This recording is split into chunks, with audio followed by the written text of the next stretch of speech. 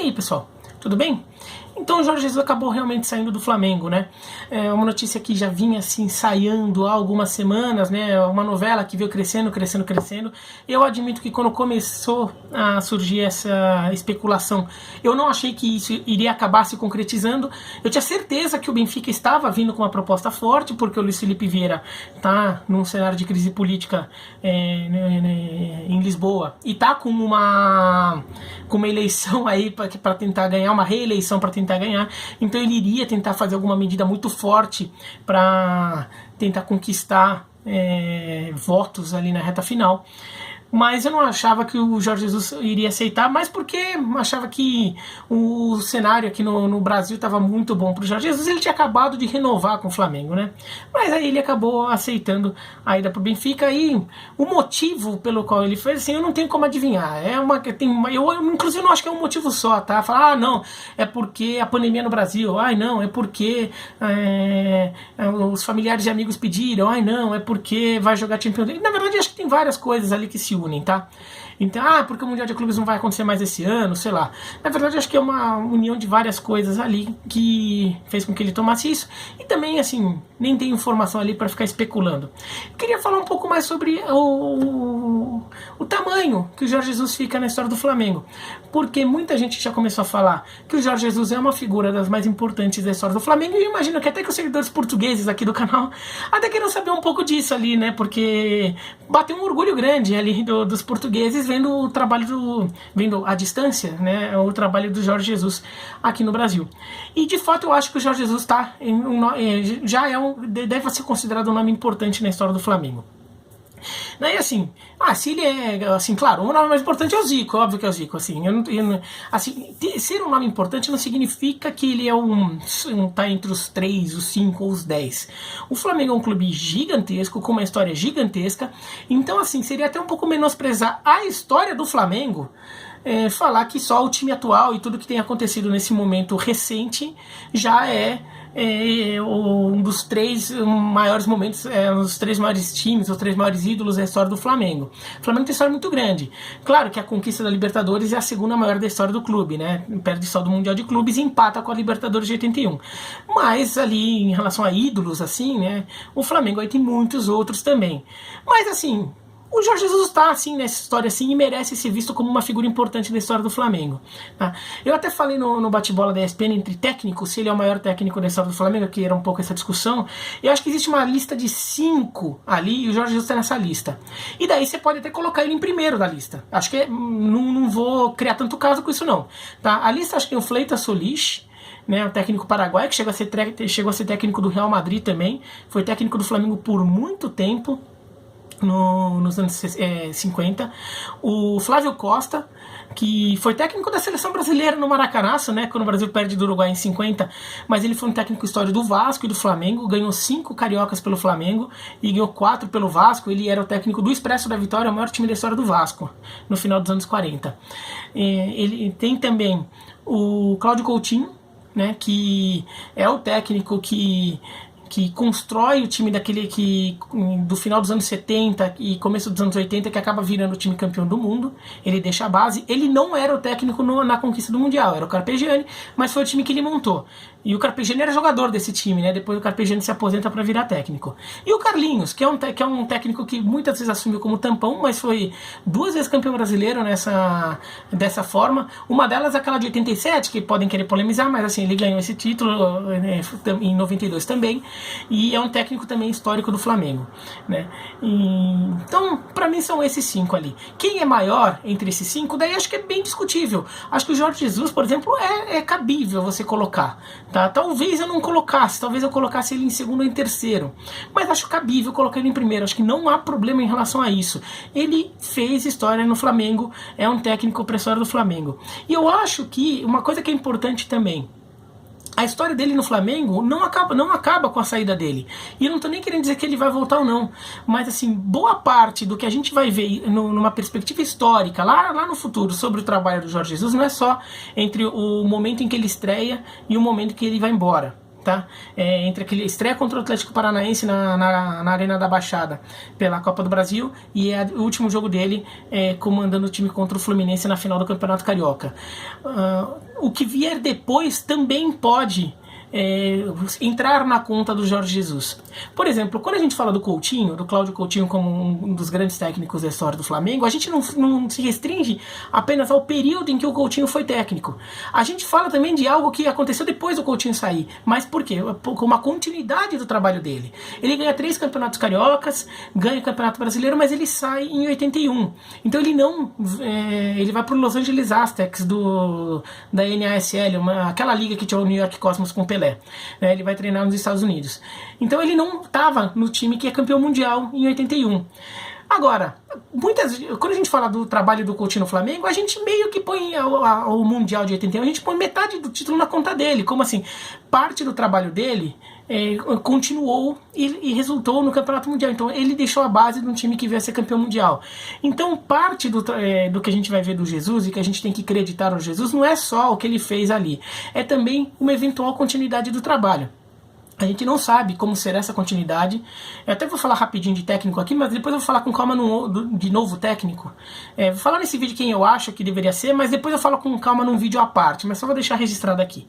Tá? Mas parte do trabalho do Jesus, a gente vai ver também pela continuidade. Se de repente o Flamengo lá faz umas besteiras lá, faz tudo errado e no final das contas escolhe errado o técnico e o trabalho de Jesus apagou tudo e não dá continuidade, quem entra lá não faz nada certo, tudo, o trabalho de Jesus foi o trabalho de Jesus. Agora, se o técnico que entrar, e talvez a gente até valorize bem o que ele fez, vendo que um outro técnico não fez, né? Agora, se o Flamengo acertar na escolha do nome, pegar um técnico bom que dê continuidade, e o Flamengo ganha uma segunda Libertadores, tudo, como é que a gente vai falar?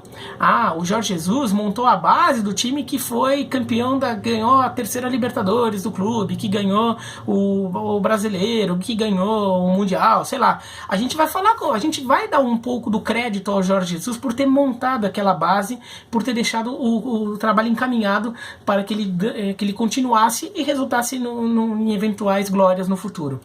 Então acho que o trabalho do Jorge Jesus ainda tem futuro, e isso eu acho importante. Ele deixa um legado forte no futebol brasileiro, porque ele realmente esfregou na cara, de muita gente, o quanto o trabalho de treinadores lá na Europa estava num nível já muito melhor do que aqui, o quanto esse nível poderia mudar o futebol dos jogadores que atuam aqui, e como era possível com os jogadores que atuam aqui jogar um futebol melhor. A gente viu isso também com o Sampaoli e no Santos no ano passado.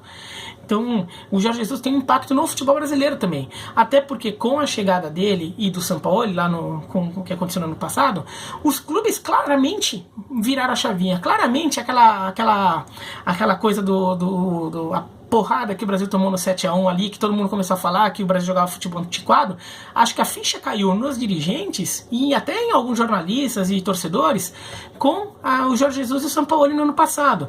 E os clubes começaram a buscar coisa diferente. Alguns clubes até já tinham um trabalho melhor ali, o Grêmio com o Renato, o Atlético Paranaense com o Thiago Nunes e tentando dar continuidade, tudo. Mas, por exemplo, a gente vê o Inter indo atrás do Cudê, que é um sinal claro de que estava buscando soluções diferentes. O Santos, quando perde o Sampaoli, vai atrás do Gesualdo Ferreira. Claramente convenceu-se de que precisava realmente de técnicos de outro nível, de uma outra escola que trouxessem mais coisas, entendeu? Então, mesmo aqui em soluções caseiras, aqui tipo o São Paulo procurando o Fernando Diniz, dando uma chance para o Fernando Diniz, apesar de uma campanha no papel não boa no Fluminense. O Corinthians indo lá no Thiago Nunes, que estava no Atlético Paranaense, mostrando bom futebol. O Thiago Nunes até nem virou tanto no Corinthians ainda, mas só a ideia de procurar esses nomes já mostra o impacto disso, e isso tem a ver com o Jorge Jesus também.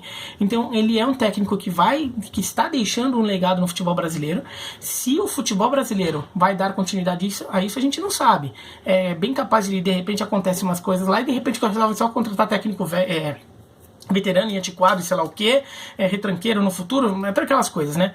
Mas ele deixa um papel importante sim, e por isso, inclusive, eu acho que o Flamengo deveria buscar uma solução lá fora, e que oferecesse soluções parecidas com a que o Jesus oferecia. Ou seja, um técnico de uma escola parecida e que tenha um estilo parecido. Tá? Então, por exemplo, eu acho que tinha que dar preferência a um técnico português, sim.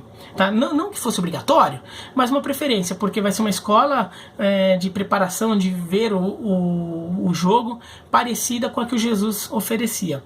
Mas tem que ser um técnico que tenha também um estilo de jogo. Por isso eu não gosto da ideia do Marco Silva, que chegou-se a se especular, acho que é um nome que muita torcedor fala, porque é um técnico português que estava lá na Premier League, no Everton, e está desempregado.